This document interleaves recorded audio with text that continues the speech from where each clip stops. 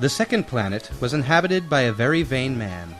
"Ah, a visitor from an admirer!" he exclaimed when he caught sight of the little prince, still at some distance.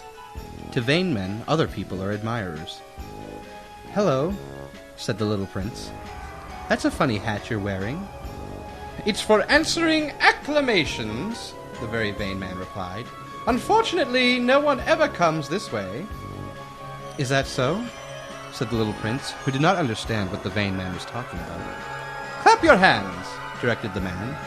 The little prince clapped his hands, and the very vain man tipped his hat in modest acknowledgment. "This is more entertaining than the visit to the king," the little prince said to himself. And he continued clapping. The very vain man continued tipping his hat in acknowledgment. After 5 minutes of this exercise, the little prince tired of the game's monotony. "And what would make the hat fall off?" he asked. But the vain man did not hear him. Vain men never hear anything but praise. "Do you really admire me a great deal?" he asked the little prince. "What does that mean, admire?"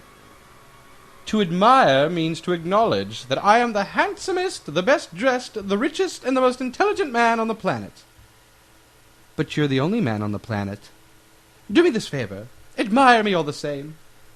"I admire you," said the little prince, with a little shrug of his shoulders. "But what is there about my admiration that interests you so much?" And the little prince went on his way. "Grown-ups are certainly very strange," he said to himself, as he continued on his journey. The next planet was inhabited by a drunkard. This visit was a very brief one, but it plunged the little prince into a deep depression. "What are you doing there?" he asked the drunkard, whom he found sunk in silence before a collection of empty bottles and a collection of full ones. "Drinking," replied the drunkard with a gloomy expression. "Why are you drinking?" the little prince asked. "To forget," replied the drunkard. "To forget what?" inquired the little prince, who was already feeling sorry for him.